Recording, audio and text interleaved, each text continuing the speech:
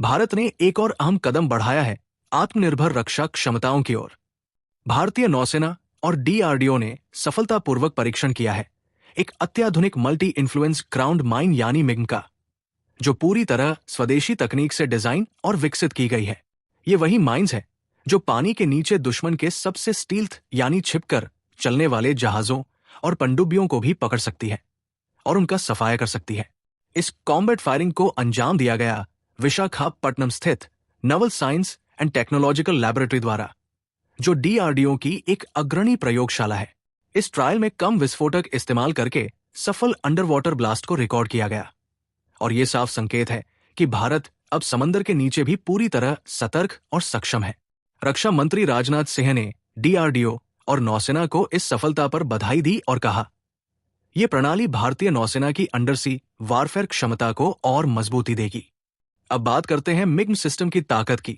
Bharat dynamics limited, जो इस system की प्रोडक्शन पार्टनर है, उसने बताया कि ये माइंस कई तरह के इन्फ्लुएंस सिग्नेचर को पकड़ सकती है, जैसे एक्यूस्टिक, मैग्नेटिक, प्रेशर और यूईपी एल्फा सिग्नेचर, जो समुद्री जहाजों से निकलते हैं। इसका मतलब यह है कि चाहे कोई जहाज जितना भी आधुनिक हो या जितना भी स्टील्थ टेक्नोलॉजी से लैस हो, ये माइंस उसे पहचानने और तबाह करने में पूरी तरह सक्षम है। इसके निर्माण में अपोलो माइक्रो सिस्टम्स लिमिटेड और विशाखापट्टनम स्थित इकाइयों ने भी भागीदारी की है। इतिहास की बात करें तो अंडर वाटर माइंस ने सदियों से नेवल वारफेयर में अहम भूमिका निभाई है। द्वितीय विश्व युद्ध के दौरान ही अकेले 5 लाख से ज्यादा माइंस समुद्र में बिछाई गई थी। ब्रिटेन, अमेरिका, जापान और जर्मनी जैसे देश इसका व्यापक इस्तेमाल करते थे। अब इन ट्रायल्स की टाइमिंग पर ध्यान दीजिए, जब भारत और पाकिस्तान के बीच हालात बेहद तनावपूर्ण है। 22 अप्रैल को पहलगाम आतंकी हमले में 26 निर्दोष लोगों की जान चली गई थी, जिनमें से अधिकतर पर्यटक थे।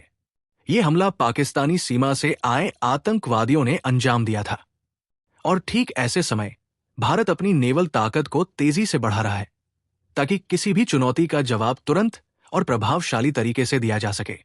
दरअसल पिछले महीने ही भारतीय नौसेना ने एक और बड़ा टेस्ट किया था, जब एक गाइडेड मिसाइल डिस्ट्रॉयर ने समुद्र की सतह के बिल्कुल करीब उड़ते सी स्किमिंग टारगेट को पूरी सटीकता से निशाना बनाया। इस टेस्ट को अंजाम दिया गया इन सूरत द्वारा, और इसे प्रिसिशन कोऑपरेटिव एंगेजमेंट कहा गया।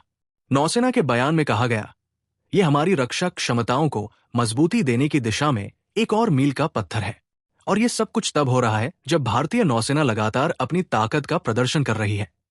पिछले हफ्ते नौसेना ने एक शक्तिशाली तस्वीर पोस्ट की थी, जिसमें दिखाया गया था इंस कोलकाता ध्रुव एडवांस लाइट हेलीकॉप्टर और एक स्कॉर्पियन क्लास सबमरीन, और इसे कैप्शन दिया गया था ट्राइडेंट ऑफ नवल पावर, यानी समुद्र के ऊपर, नीचे और हवा में तीनों मोर्चों पर नौसेना की दमदार मौजूदगी।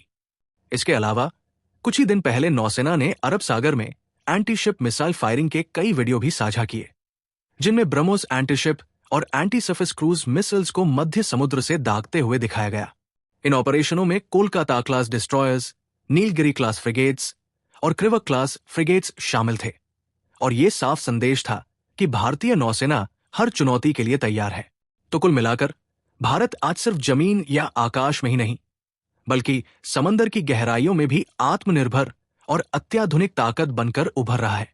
और यह संदेश सिर्फ हमारे देशवासियों के लिए नहीं, बल्कि दुश्मन देशों के लिए भी एक चेतावनी है कि भारत अब किसी भी हमले का जवाब देने के लिए सिर्फ तैयार नहीं, बल्कि हर मोर्चे पर सक्षम भी है।